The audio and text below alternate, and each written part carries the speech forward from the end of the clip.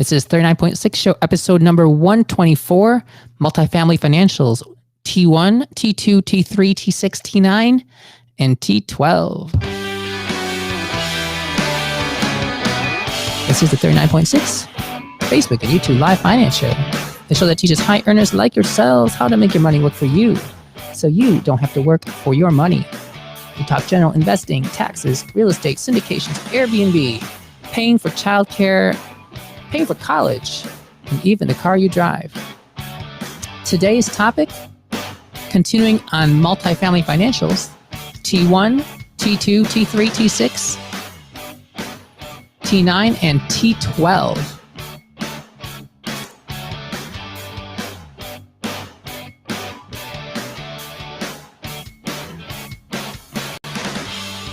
All right, this is not just like a bunch of Terminator movies. I think they stopped at maybe Terminator 3. Maybe, yeah, I think 3. I don't think, but I could be wrong. All right, so we are going to continue today. In episode number 123, we had discussed the T12. Now, the T12 is full, complete T12. You have all the income and expenses over the past 12 months, and you have nice, clean books. Okay, that is fantastic if you have access to that. Okay. However, we also look at other parameters, especially if you don't have all of the information. Sometimes you have to kind of impute some information yourselves. But a nice T12 is great because it covers all 12 months of the year in terms of the different variables. Like utilities can be higher in certain months, like in July in the South, you might have the highest utility bill due to air conditioning. And in the North, December, January could be the highest utility bill due to heat. And the fall could be, lower utility bills. Okay, so having all 12 months helps capture the whole picture of expenses a little bit better. Now, when you're selling an asset, people care about the T12, but they do care about other things too. And often people will look at shorter periods of time also, even if they have all the information. Okay, so we have other terms like T1, T2, T3, T4, T6, and T9, and T12. And so I'm going to make this way bigger, and I'm going to, actually, I'm just going to minimize that. I shouldn't have made that thing so big. I'm going to find all of these all these hidden columns here, unhide. Okay, there we go. All right, so I have made X columns here for the T9, the T6, the T3, the T2, and the T1. Now, the T1 is very simple because the T1 is just the last month of the year, just prior at the end of the T12. November 2019 column is the last month, and that is, November 2020 is the last month, and that is what we get here in column W. Okay. Now, the T9 is simply the last 9 months leading up to November 2020. Okay, so we would start at, instead of starting at November, December, January, we would start in February 2020 and bring it up all the way until October 2020. Okay, so you get the last 9 months and you add them all together, and that would be your T9. Okay, for the T6, that would be the past 6 months. You'd add them up together and they'd be right here. The last 3 months would be right here. Last 2 months are right here, and last month right there. Okay, and so you can see each of these numbers get smaller and smaller because they're a different number of months. The last 12 months have an income of 1.6 million, but for the T9, it's 1.2 million. The T6, it's 836. T3, it's 423,000. T2 is 283,000, and the T1 is 142,000. Now, that was the highest month of rent. You see this last column here where I put annualized T1. I took that last month and I multiplied it by 12 for everything. So if you were to complete that same month every single time for 12 months in a row, you would get a total revenue of 1.7 million. The total expenses would be 722, and the net operating income would be $982,000. And you can see how that is substantially different from the net operating income if you had the last 12 months, the real numbers, $871,000. So it's over $100,000 more.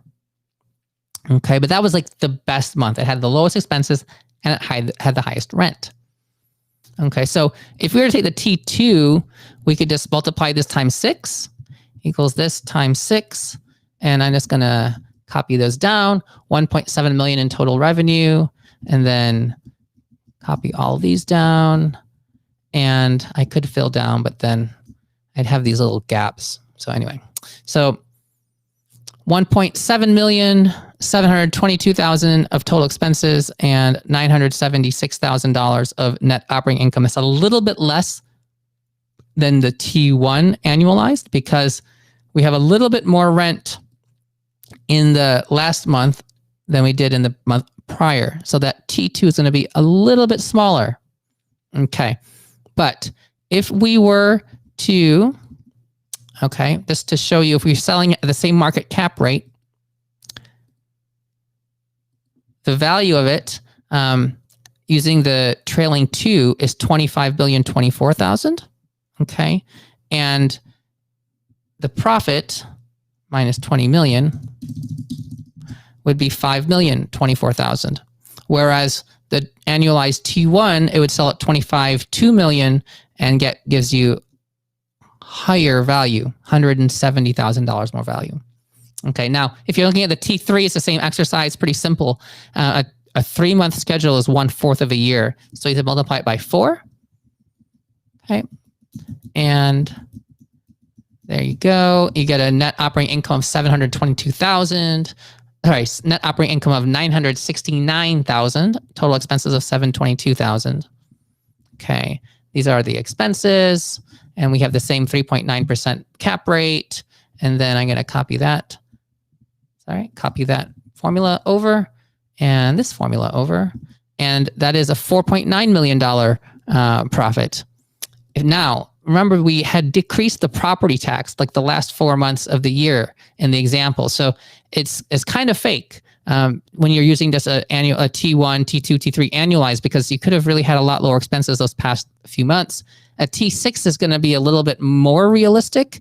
It'll cover half of the year.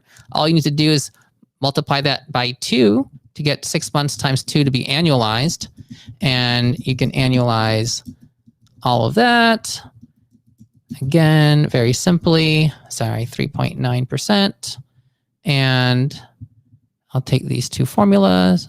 And we have a profit here of $3.8 million instead of $4.8 million. So big difference once we get to the T6. The T9 is going to be a lot more fair to use because you're going to get basically 3 seasons out of this. So it doesn't go in evenly. So times 12 divided by 9 for that. And we get $1.6 million of rent. Sorry about that. I just broke Excel. There we go. I'm just going to do that again. I'm just going to drag this down so I don't break it. Okay. And you end up with a net operating income of about $900,000, substantially less than the $982 when we did the T1. Okay. So these are going to be all the same here. And I'm going to copy these guys over. There you go. $23 million, $3 million of profit. So that's a T1, T2, T3, T6, T9, T12. Now, I did this very simply and just took the numbers from the T12 and copied them over and filled them up. The rental income, when you're looking at the value, the rent rolls, the rental income, that's the most important part. Okay, so that part is hard to be wrong about. Like those rent rolls are going to have good numbers.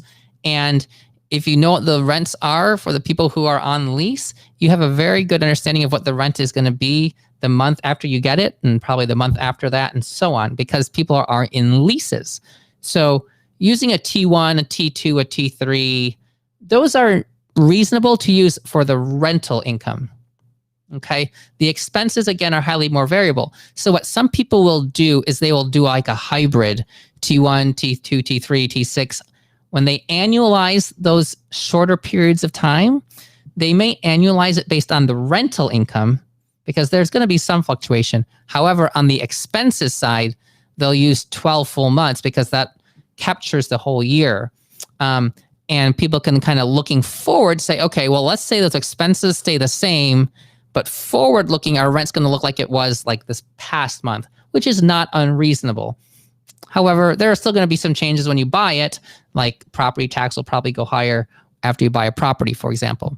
But taking the T12, like if you're buying a property, they give you a T12 for the expenses. You can look at those expenses, and then you can take the T1, T2, T3, and annualize that and say, okay, well, maybe our income's going to look like this for the whole year. Now, you know that when a property is getting ready to be sold, the seller of that property is going to do all they can to juice up the NOI. They're going to get the rents up as high as they can, even if it might be a little bit artificial or other income. Sometimes they might get like a rebate or some big dollar figure that gets put onto the books in the month, like leading up to a sale, and it'll make everything look fat. You have to go through the numbers and really understand what things are legit versus not. Sometimes there's like a one-off that if you mistakenly annualize that one-off, it'll make the numbers look way different than they're actually going to be looking forward. Okay, so it's imperative that you kind of really dig through those. But for the rental income, using relatively recent numbers is very reasonably fair, especially if most of those people are leased up and going forward, you have that good expectation that's going to continue. All right. Let me just check to see if anybody's in the chat. If you have any questions, please holler. Sorry, I've been not able to do as many episodes this past week. A lot of crazy stuff happened this past weekend. Nothing in the world of any importance, except 39.6 might be a lot more in the news these days. The new tax plans. So we will see. Somebody in the group had asked what we can expect with the new tax situation. I mean, who knows? But 39.6 might be there. You can always look back, look at what it looked like during the Obama administration, give you a reasonable idea of what things could look like. But look at what people have been saying, over $400,000. There could be higher taxes, higher payroll taxes, blah, blah, blah. A lot of speculation. We haven't even finished the elections. We don't know what's going to go on in the Senate. But historically, objectively speaking, the market has liked it when there's a little bit more gridlock amongst the three arms from the president, Senate, and House, when they're not all the same, because when there's a little bit more opposition, then change is less likely, and markets like predictability because then you can kind of plan forward. All right, that's it for today. Again, this is not for any legal, professional, anything advice, financial, real estate, or otherwise. Simply my entertainment, hopefully yours. Until tomorrow for episode 125. Have a good night.